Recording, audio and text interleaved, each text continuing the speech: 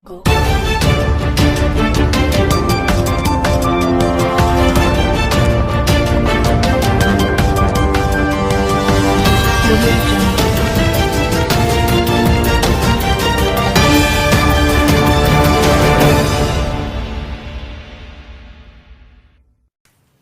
Selamat pagi pemirsa, seputar info kembali hadir di sela-sela aktivitas Anda. Bersama saya, Diva Oktaviani yang akan menemani Anda pada pagi hari ini. Memberikan berita-berita terbaru, terpercaya, dan teraktual. Go.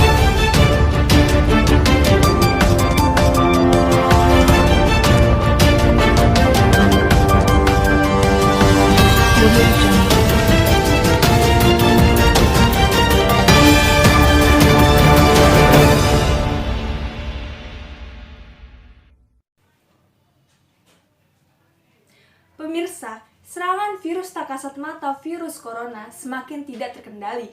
Berbagai upaya telah dilakukan pemerintah, tapi faktanya penyebaran dan penambahan kasus masih terjadi, bahkan menembus angka 1 juta per hari. Di sisi lain, pemerintah telah menghadirkan vaksin dan program vaksinasi.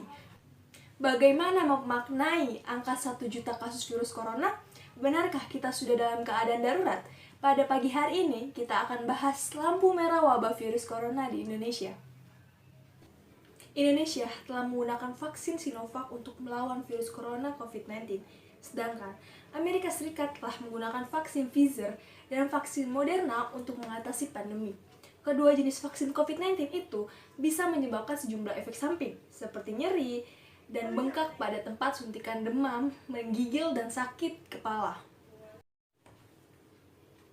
Sejak program vaksinasi dimulai, banyak pasien yang melaporkan sejumlah efek samping di lengan setelah disuntik vaksin COVID-19. Sementara, beberapa orang lainnya mungkin tidak mengalami efek samping apapun. Meski begitu, para ahli telah memperingatkan semua orang tidak mengonsumsi obat pereda nyeri yang dijual bebas sebelum disuntik vaksin. Karena para ahli khawatir bahwa obat itu bisa memengaruhi efektivitas vaksin COVID-19. Bahkan, Dr. Anthony Fauci, pakar penyakit menular terkemuka di Amerika Serikat, mengaku dirinya pingsan selama 1 hari setelah mereka suntikan dosis kedua vaksin COVID-19. Tapi, beberapa orang mungkin ragu dengan tingkat efektivitas vaksin COVID-19 ketika dirinya tidak mengalami reaksi apapun. Vaksin COVID-19 adalah reaktogenik, yang berarti mereka menciptakan tanggapan kekebalan yang sering menjadi efek samping.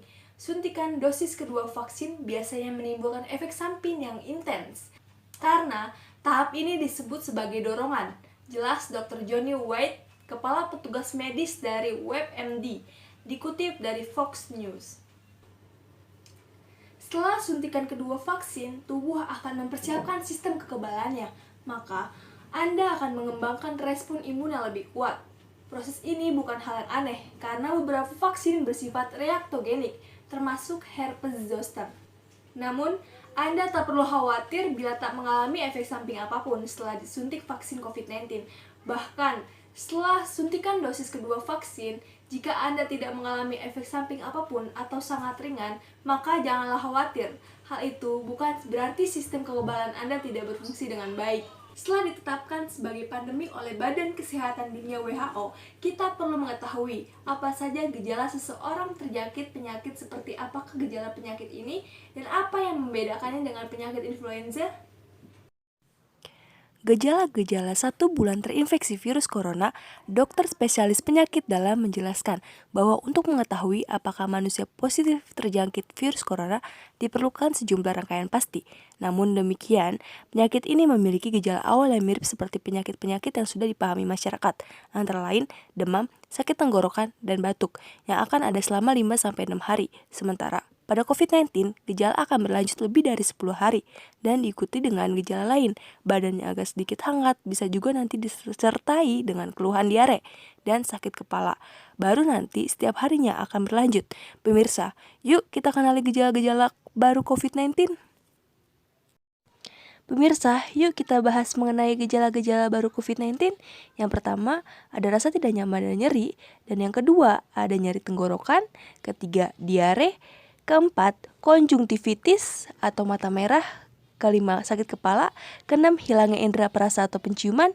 Ketujuh, ruam pada kulit atau perubahan warna kulit pada jari tangan atau jari kaki.